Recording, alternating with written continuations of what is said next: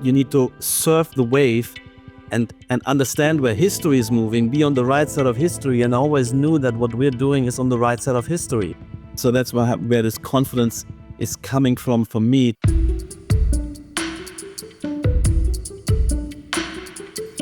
Hello and welcome to Things I've Learned, the podcast from Mix Interiors, the show in which we explore how the inner worlds of designers, architects and creatives shape the world around us. I'm Harry McKinley.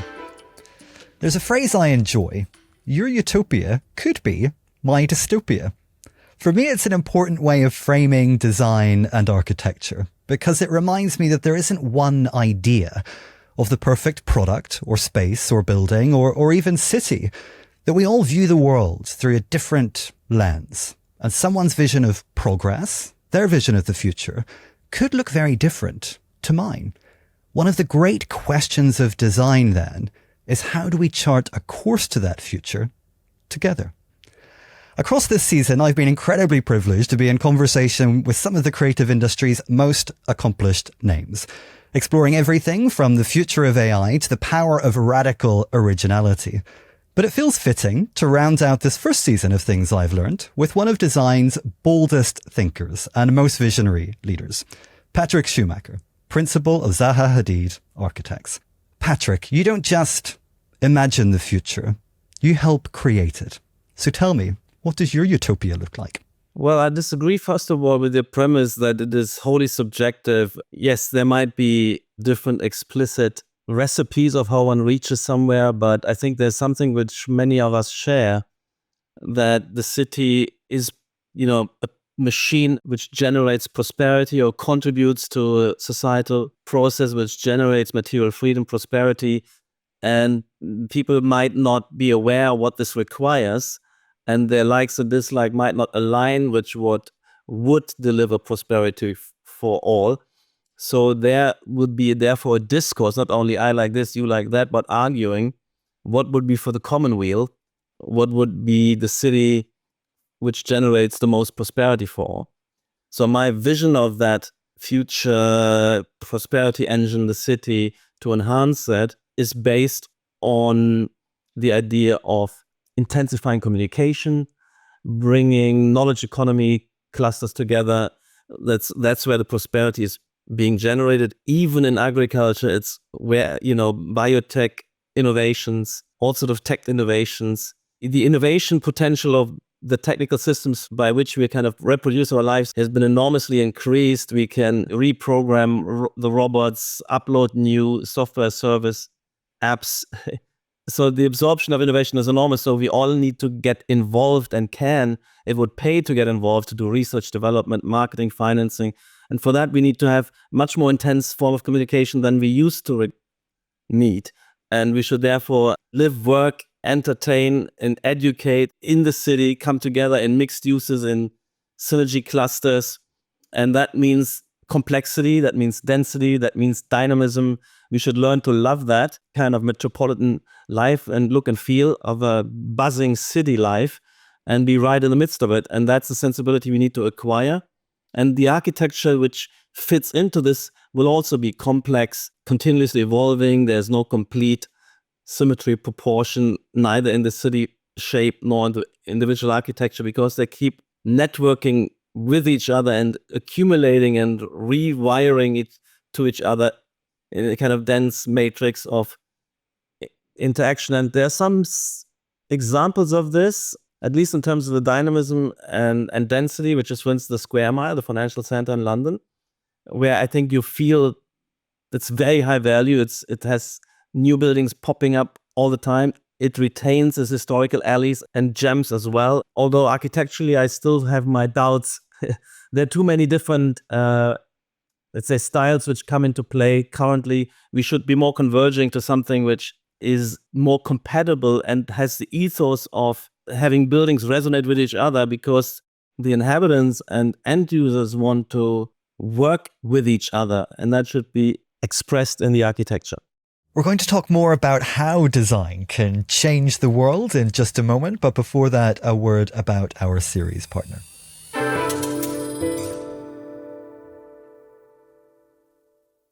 As a podcast listener, you understand the importance of great sound quality. So does Impact Acoustic, and that's why they've made it their business. Impact Acoustic create bespoke, design-led acoustic solutions for commercial spaces. They also know that, as a designer, you care about the planet. That's why Impact Acoustic's diverse range of products are not only beautiful and functional, they're also designed with sustainability at their core. For more information on Impact Acoustic, visit impactacoustic.com.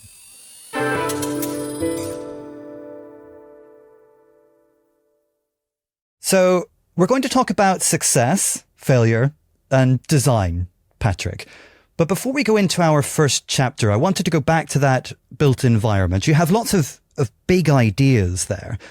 And I wanted to ask what you think it is about the vision of ZHA, the ideas that it expresses, that has made it really one of the world's most accomplished and recognized architecture practices.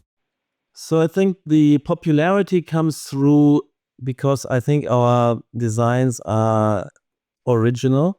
They have complexity. They become conspicuous. There's not something we aim at kind of superficially, but comes out of a rigorous methodology, an unprejudiced engagement with complex sites, and the requirement of connecting with exterior conditions. So we have a way of working which ends up looking different. We also work in ways which make our buildings look rather organic, as if they were embedding themselves like a new species in an ecology.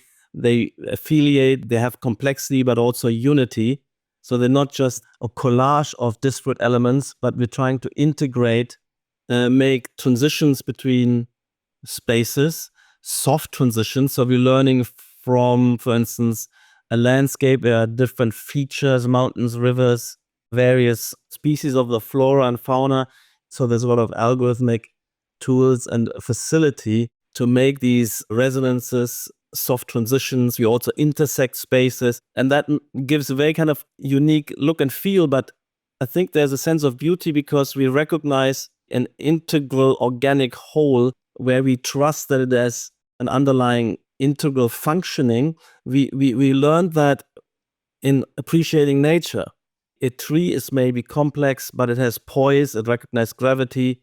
An environment recognizes the sun directions. Animals, we can see the difference between a simple worm, which is just segments repeating, and a snake, which has a front and end and up and down, where the tessellations migrate, and in outer form being similar, being much more sophisticated. But you also can see if you put the worm against the snake, the worm has no chance.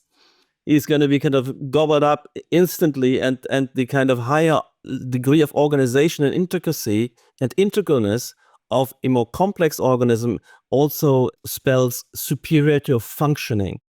And that's what I think our buildings express, but also that's our buildings actually deliver to some extent, because when we use the latest technologies to optimize, for instance, for structural differentiation, for environmental adaptation with respect to sun directions, the internal flows of people gathering and moving about, we have relatively optimized artifacts, or we evolve also these forms. We're not inventing them by scribbling on a piece of paper or having a preconceived form, but we're evolving gradually, exposing them to forces of various types, to internal processes.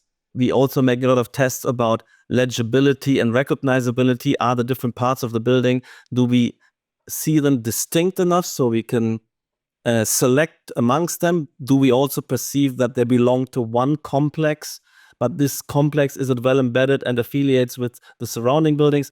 The long process of design.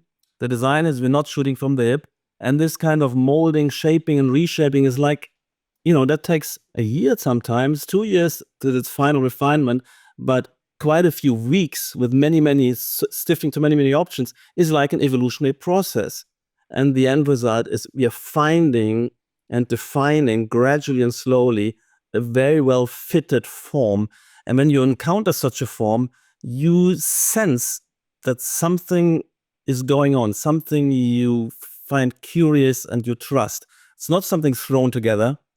any additional element, I mean, sometimes have to add a building, is very kind of carefully crafted in, because it is now joining a system which has many already highly evolved constraints.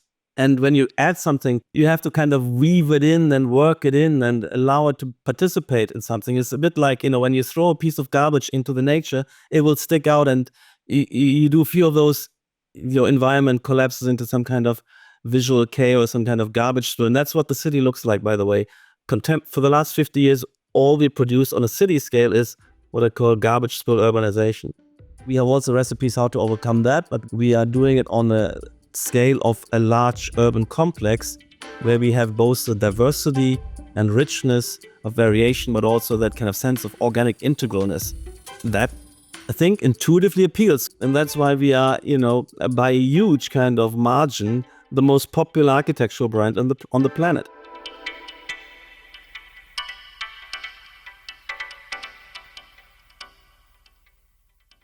I love this idea that design is, in and of itself, an evolutionary process. I wonder if thinking about that and actually the evolution of the practice as a whole, if we can maybe rewind the clock a little bit and talk perhaps about what was your first experience of success and what did you learn from that moving forward? How has that affected the evolution of your work and the evolution of the studio? Well, I can start with Zaha herself. Her first success is winning the school prize with her final project, and she was a star student. Then she became a teacher at the school and started to do a competition. And although she didn't win this was in 1980 for the Irish Prime Minister residence, it was amongst architects a kind of winning scheme. And already some of the features were visible then. The composition was rather complex, rather intricate, but also quite resolved. And she was expressing this with very, very detailed and intricate drawings. And so I discovered this work in the early to mid 80s when I was a student. And Zaha was already a hot ticket. She had won. Her real success was winning the Hong Kong Peak competition.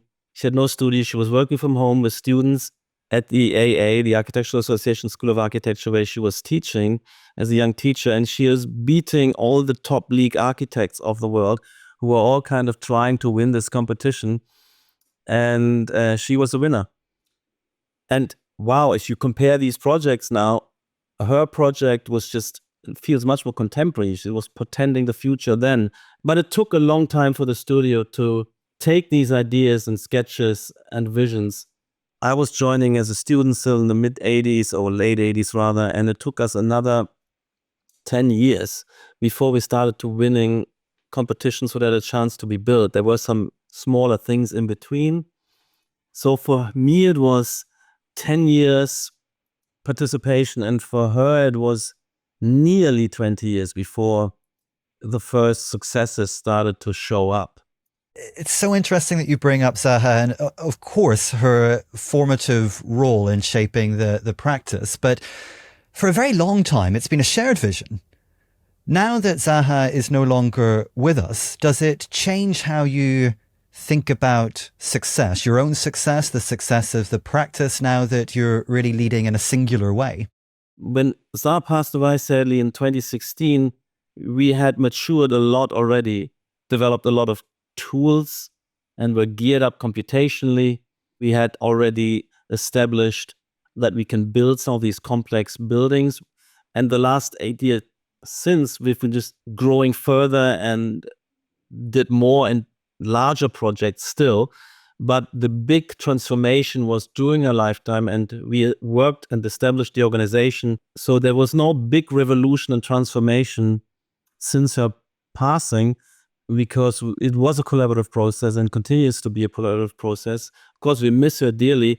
However, the legacy has been set on course so well in the years we had together that it's a kind of, I wouldn't say a self-runner, but nearly a self-runner which has its own DNA, its own spirit, its own processes, and many creative and energized collaborators, which many of them were our students. So before they joined the teams that have been working for us, sometimes 18 months as students, sometimes 12 months, sometimes several years. We haven't hired in very mature architects. We are always kind of built them up from the student bodies we've been encountering. And also it's very important to have these university studios to continuously research, explore, develop new ideas. Because when you're facing a client or you're giving a brief of a competition, they give you usually like 3-4 weeks, maximum 6 weeks.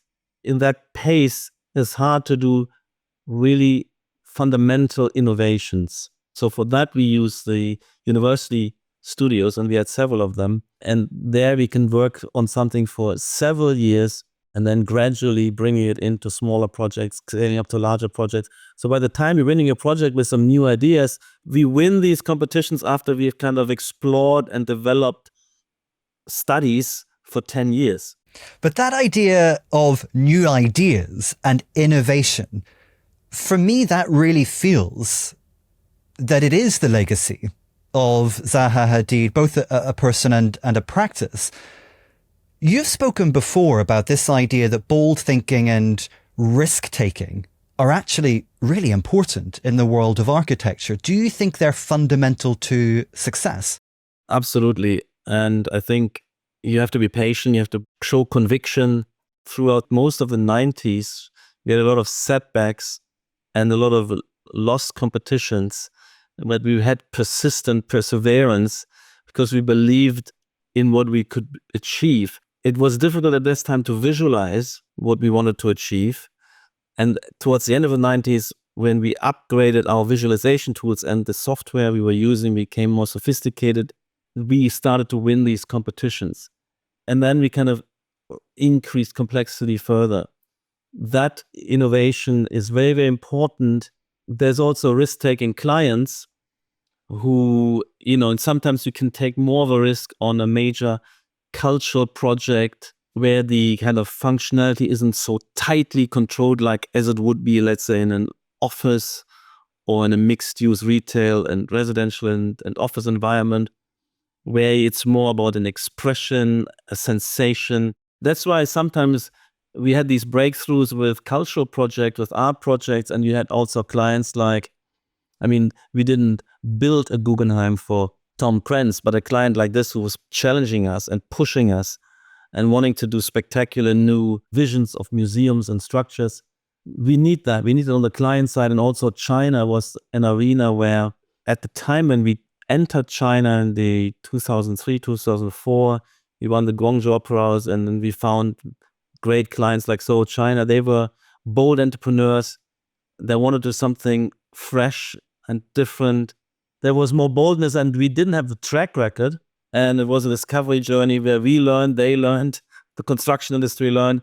We made some mistakes, but we reached somewhere without risk-taking we could never have reached. And that's sometimes harder in a very mature environment like London, where we found it very hard. We had some glimpses of what we can do, the Aquatic Center at Olympic Park, or in Hyde Park, the Serpentine Gallery, but we haven't been allowed to do the bigger pieces. So there have been too many safe pair of hands in London, which kept getting these jobs. And this environment, this is very risk averse. You made a nice statement there where you said, we believed we could do it. And actually, that's an uncommon quality. Where does your self-belief come from? From Zaha's side, it was very intuitive, the conviction. And she also got always this early feedback. Wow, you're amazing. This is fantastic. And we won some of these competitions early on, selected to be one of 7 major architects for the MoMA show, the Constructorism show. She had shows at the ICA. So peer acknowledgements where other architects on juries, select you, give you a medal, who appreciate and love what you're doing. And for me, it was also an analytic approach, understanding where society is moving, this idea of the urban renaissance, of re-inhabiting the historic centers, the way you have to layer things in there, you have to open up buildings from the inside for having inter-awareness, intervisibility, communication, intensity of communication and collaboration in cities. And I've analyzed how the various stages of historical development, the way the modernism went into crisis, why did it go into crisis, why did postmodernism come on the scene, and what was fresh and innovative about deconstructivism, and then we evolved into parametricism, and why was that captivating a whole generation of young architects. So to affiliate it with societal development, so the transformation of a boldest mechanical mass production society, which was still compatible with socialism partially, into a kind of much dynamized post-Fordist network society, which also required the liberalization through neoliberal kind of the Thatcher-Reagan thing, and what that meant for the city and how architecture and urbanism has to kind of interface with these new conditions, and that you need to surf the wave and understand where history is moving, be on the right side of history, and I always knew that what we're doing is on the right side of history. So that's where this confidence is coming from for me, to say I can stay the course, this will come through. And for instance, parametricism, what we've been evolving, and not only Zaha Hadid architects, but we're the mothership of a whole movement. The way this is now coming through finally, when you can see it, when you have things like AI architecture, where a lot of young people trying to kind of prompt and generate and be creative. 80% of this is parametricism. What is parametricism? Parametricism is the style we're working with. I think it's the architect's response to the computational era, where you can use algorithms, where you can evolve these very organic, well-fitting pieces of architecture. Parametricism builds on the phrase of parameters, so every element we work with has multiple parameters to allow these elements to adapt to each other, to form chains, but not chains of endless repetition, but chains of variation, of resonating, of connecting, of dependency networks. You can do parametric models where one element, when you add an element, everything else responds and interacts. It's a kind of magnetic field. You put something in, you add to the composition, everything else is reshuffling and reshaping to absorb that new element. That's the way we generate the methodology underpinning and the, let's say, the theoretical value system which underpins our work. The movement itself, the protagonists have deepened their knowledge, have integrated a lot of engineering intelligence increasingly, and some of the construction industry has way much adapted to it. For them, it's relatively easy. They have logistics capacities and CNC fabrication capacities. Now 3D printing is coming along, which makes it easier for sophisticated industry to translate, to create a building where you don't have 1,000 identical elements, but where every panel or piece of glass can be tailored and varied. That's where you can generate optimization, make buildings lighter, more light-footed. That still is an ongoing process, and I think this will finally come through and become what I call the epochal style of the 21st century, of the computational age.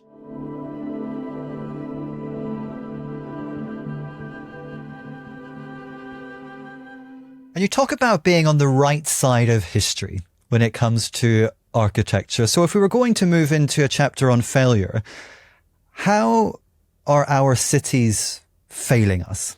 I do believe that cities are slow, and we can see that with the so-called affordability and housing crisis, that a lot of people feel the need, they want to participate in the labor market and in the job and career opportunities and educational opportunities in a city like London. But the supply isn't coming through because we have political barriers, we have NIMBYism, we have development slowdown, a lot of sites don't get permission, the density is relatively reduced, the units and the kind of spaces which planners allow are standards which may be outmoded. So there's a paralysis and slowdown. And it's also not fun for architects because there is an imposition of relatively old and very safe models. So if you look at what recently been built, it's all prescribed. For instance, which parcels are used for offices, for retail, for residences, the exact proportion when it comes to residences, how many of 4 bedrooms, 3 bedroom, 2 bedroom, actually prescribing every single facility and size of room, the required balcony, and then now constraining the size of the windows, there's very little creativity left for the developer to develop interesting products, but also for architects. And if you know that, you don't see I don't get the incentive to invest in new ideas, new technologies, because you can't express your creativity in these cities. Why is that? I mean, you talk about politics. Is architecture always political? And do you think politics are a barrier to creativity then? Yeah, I think there's too much of that in very mature cities where there is a risk averseness, where there's too many stakeholders who have a voice, which usually leads to prevention, because it's a bigger hurdle to line up many voices with a vision which is a little bit unusual. So the familiar gets an easier ride, but also smaller gets an easier ride than bigger. Less dense and less height gets an easier ride. The only exception is the City of London. That's why I think it's so fantastic, because here we have a different political process, some kind of accident of history that the old constitution, the medieval constitution of the freemen and the livery societies, to some extent are still kind of coming through, meaning the businesses and business association are in charge of the planning and the politics of the City of London. I myself a freeman of the City of London, and because it traditionally didn't have many residents, and the residents are in a minority. There's only people living in a Barbican. Let's say there's a 25,000 business and 9,000 residents, and the businesses somehow they go for more dynamism, more density, and of course they're also looking after these wonderful jewels they have. They can preserve them and yet build, and it's amazing, isn't it? Every time you kind of look back at the skyline, something new pops up. But there are lots of people that would disagree with this idea that bigger is better, taller is better. How do you deal with criticism of some of those ideas? I mean, the City of London, the walkie-talkie or the Leadenhall Tower, the G-Skate, these are fantastic spaces, lifting up, you can move underneath, open floor plates, panoramic elevator. While you're moving up, you can see what is happening in the city. And the density is important because you have now all these thousands of workers in the financial sector, legal sectors, and entrepreneurs also close by to the fintech clusters, etc. They can all walk to each other and go to the pub afterwards and go to XYZ events and meet at lunch. And, you have the stock market right there. So you get more critical mass of potentially mutually relevant, potentially collaborating, and at least information exchanging people into one dense condition. And I think that's very beneficial. You need these clusters. I mean, the West End is also actually dense for the media industry. So you have these kind of creative industry synergy clusters. We have Clerkenwell, where we have about 150 or 250 design shops and a lot of designers and architects, but it's less dense. And therefore it spreads out more. And we have to kind of then jump into a taxi to see our consultants. And that's friction. And that means wasting time. And that means also when they have a show up, I'm not going. Whereas in the City of London, I could just pop across the street and go. You're rationalizing your ideas, and yet for some people, they're still considered quite controversial. Why? I'm rationalizing in the sense of productivity. And productivity is something we should be aware. It's life-changing. You don't notice the difference between 0.5%, which we're living on now, or 0, and 5% in a year. 3.5%, 5%, you don't notice the 3.5%. But 10 years on, cumulatively, exponentially, it's life-changing.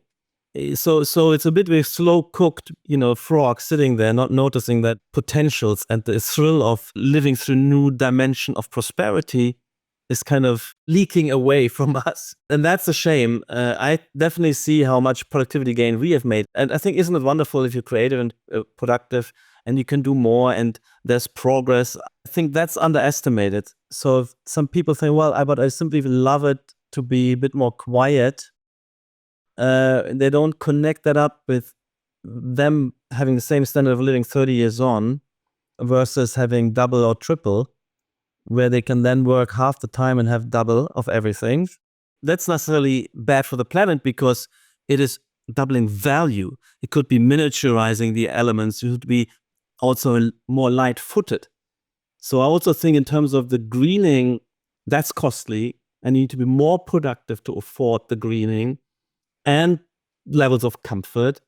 And that's why I think productivity is very important. And we don't always recognize the amount of friction you can impose on a daily life, stuck in commuting. But it's not only that you waste these 3 hours, but you've therefore missed that evening event at your firm and all the inspiration and information which the next day you would have done better, you would have done other. So what I'm saying is, in the knowledge economy, all of us have to recalibrate what we're doing with what many others, or maybe everybody's doing. And that could be relatively fast evolving. I mean, let's look at AI now. I mean, you have to be continuously following and updating the new tools. And we have therefore research teams integrating, but they have to go to conference, they have to go to university, they have to browse around. And oftentimes, if you're in a hub where you accidentally run into each other, and in between that's why also the home working isn't quite working. We want everybody to come in because we're 500 people just amongst ourselves, and you need to make lunches together and breakfast and evenings and sessions and parties, so that the kind of mutual knowledge amongst the 500 is shared sufficiently so that everybody is updated with respect to any advance. And that's what you need space for. You need, it could be the metaverse in the future. I'm also working on that. But currently, if you just sit at home or in your isolated cubicle office, just focusing on what you're doing right now, that's a recipe for, missing out on a lot of innovation potentials. In the end, you might like this. You have a nostalgia. You live in the countryside. You miss out. Your career gets stunted. Your firm goes under. And you wonder, you don't know why it happened. You hampered yourself by your nostalgias. Why is nostalgia a bad thing? Why is it a false sensibility? What if someone genuinely wants to go and live in a little cottage in the countryside? Is that such a bad thing? Because you don't calculate the cost. So you might be relatively happy, but then you might have a lot of frustrations. Oh, why am I, my income is stagnating. Inflation is eroding my savings. I'm not getting these jobs. What happened to me? You might not connect that up. And as I said, it's not always perceptible. You don't notice so much the difference between a 1% and a 3%. On an annual basis, you don't notice. But if you multiply this by 25 times over 25 years, and we're still around, many of us in 25 years, you could really have something more thrilling to encounter and retire 10 years earlier, or you take a year out. So that's what I feel. The nostalgia is really preventing you from flourishing to the fullest of your potentials.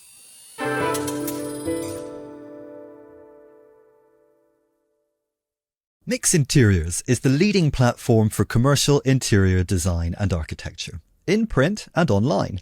We feature the people shaping and reshaping the world around us. Explore the latest projects setting the bar for exceptional design, and showcase the products at the very forefront of innovation and creativity.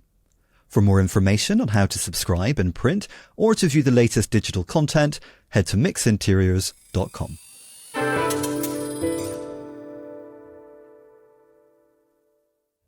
Patrik, you have views on how happiness intersects with architecture. You studied philosophy, which I find to be an interesting parallel. How does architecture and philosophy intersect? I mean, as I said, we have to be on the right side of history. We need to understand where society is moving, or where the prosperity potentials are, in which societal arrangements, and how architecture could then fit in and contribute and enhance that. And for that, you need to kind of step back out of your immediate professional expertise. And so what you learn in philosophy is to think big, think principled, fundamental questions of direction. First of all, to say something like prosperity is so important, because prosperity is also freedom. I call it material freedom. Collectively, how do we establish this as a species, not to be kind of oppressed by a cold, indifferent, and potentially brutal universe. And of course, we have achieved collectively. I mean, it happened mostly through the 19th century. If you think about what I call the escape from the Malthusian trap, if you look at all previous history, there were a very small stratum of people who could lift themselves out of the drudgery and bone-breaking brutality and at the edge of poverty and starvation. And for many, many centuries, the average income was stagnating or going down. So, a peasant in the 18th century had actually was a smaller growth and a worse diet and much more hard work than a hunter and gatherer. And how did we escape? We escaped through productivity engines, through science, technology, capitalism, dynamizing a process, capitalism intersecting the science. The productivity gains could not be reabsorbed by population growth, because what you had before that, there was a bit more productivity. It was all kind of eaten up by growing the population, the additional capital. There was, 3 people on each shovel or hammer. You couldn't build up the capital, build up the innovation. But what happened in around 1800, the dynamics became suddenly so that you could grow the productivity faster than population. So and suddenly everybody could participate, and the large populations were no problem. Actually, was an advantage, because you can grow the capital and the tooling faster than the population, and everybody could escape. And now we're living in this world. I mean, instead of child labor from the age of 7, some of us only start to work properly at 25 or even late 20s. And yet, while they're learning, they can go online and have the idea, I'm flying to Australia tomorrow, and in 2 minutes they have the ticket, they go onto the flight, and that's amazing. That degree of freedom, that is and feel safe all the time, all of that is productivity gains. Not everybody is fully participating in this, but in the advanced countries, every citizen has a chance to participate in some of that. And I want, in my lifetime, first of all, I want architecture to participate more in it, and not say we are still building buildings we could have designed 80 years ago, but also we're slowing down this process. And I want to, hope to live another 30 years, whatever. And I want to live in a different world. I want to wake up or explore. And I would be very sad if 30 years on, things haven't changed.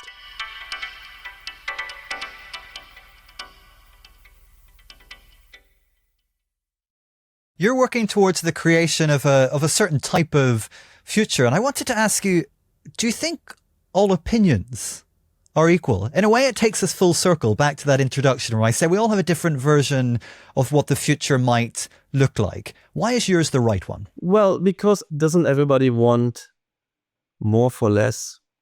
A good deal for their life where they make less effort.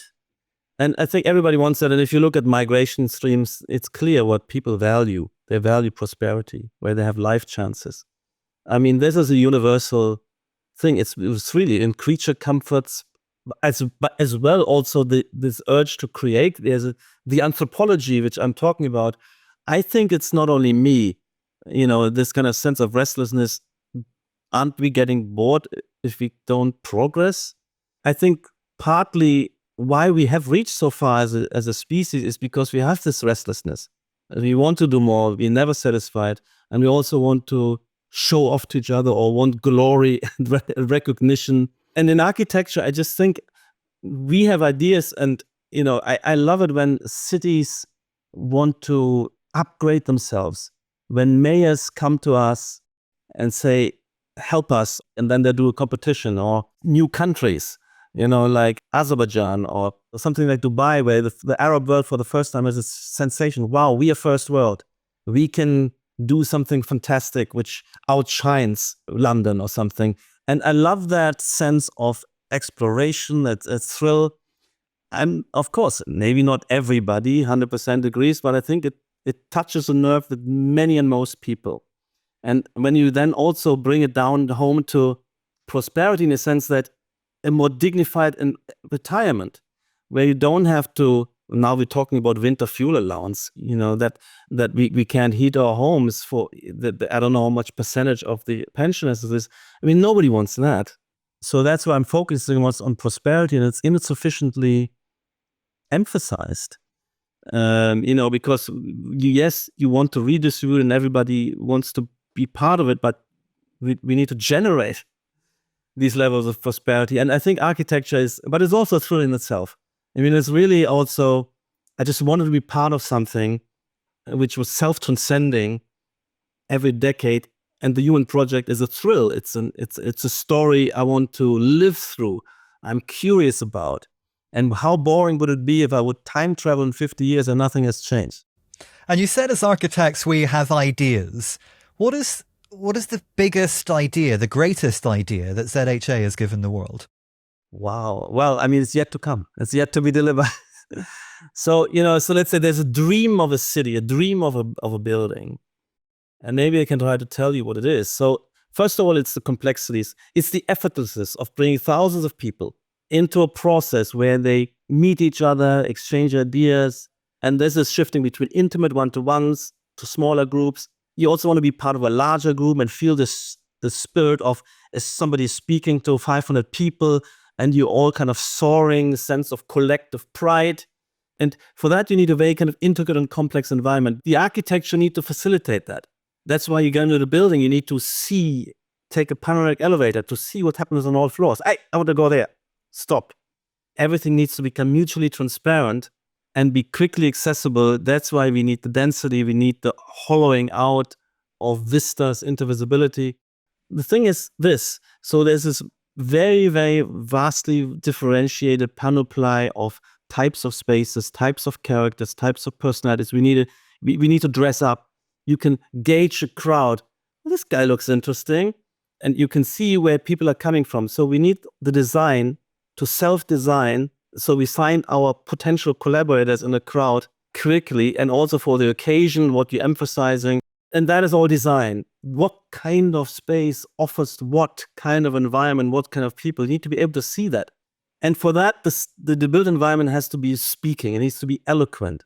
The clues you get where something is, what the lighting conditions are, what the elements are, and the colors and mood and mode, that this has more meaning. And right now, we have a kind of fragmented architectural discipline, and people arbitrarily design. It has no meaning. It doesn't signify anything. So my dream of the city and of the built environment is that everything reveals itself intuitively, and I can take it in. I don't have to read labels or look at my phone to find and type in. No, I want to browse and grasp what is this. And they need to be well ordered and clustered in ways which at the moment politics prevents. Politics doesn't allow the free clustering of facilities. That's the dream, and that you can navigate it and understand it like you understand a language. The city becomes much more self-revealing to all of us, empowering all of us to make the most of the city. Well, Patrik, the podcast is called Things I've Learned. So round us out with the greatest lesson that you have learned. Well, first of all, I'm learning all the time. Philosophy, I've studied it, but I've kept reading and learning and finding out and getting inspired to upgrade what we're doing. So it's an ongoing learning. Things I've learned. I mean, currently I'm learning a lot about the metaverse. We have just founded a Metatopia metaverse for the design ecosystems for all architects, industrial designers, fashion designers, magazines and conferences and biennales together in a virtual kind of design world. And some that could substitute for some of the things which the politicians don't allow us to build in the real. So I do include the metaverse design fully within the ambit of architecture. But I've also learned that it's not instant. There was a huge hype on Meta, and there was a kind of stock market hype and related crypto hype, and then it takes a little longer. But we have to live with these hypes and troughs, and yet in the next 5 to 10 years, this will be an avalanche of work, of excitement, of productivity gains. And I've learned that I have to be observing those phenomena, these trends, get onto the track, and then be patient. Know what you're looking for, learn the technical details, the information, and then stay your course. There's no guarantee, but I am kind of 95% certain that the metaverse is coming, that we will be riding that wave during my lifetime, and it will be glorious. It's been a big conversation, Patrik, as I imagined it would be, because that's always how I've thought of Zaha Hadid. Big ideas, big projects, world building. But I think my greatest takeaway from this conversation is actually that it all comes down to people, and that you think on a very human scale, that your work isn't about grandiosity. It's about making our lives better and more prosperous. It's not all about how we live. It's about the quality of those lives. So thank you. Thank you for listening to Things I've Learned. If you enjoyed the episode, make sure you like, subscribe, and of course, recommend us to your friends. We also film these conversations, so if you want to see us as well as hear us, head over to our website, mixinteriors.com. This is the last episode of our first season. So if you've joined us for all 6 episodes, thank you. I hope you found these conversations as inspiring and thought-provoking as I have. If you missed any, the full season is now live, of course, wherever you normally listen to your podcasts, and we will be back later this year with Season 2. Things I've Learned is hosted by me, Harry McKinley. This episode was produced by Nada Smiljanic, and the executive producer was Dan Jackson, with original music by Memotone. Things I've Learned is a co-production by Reduce Listening and Mix Interiors.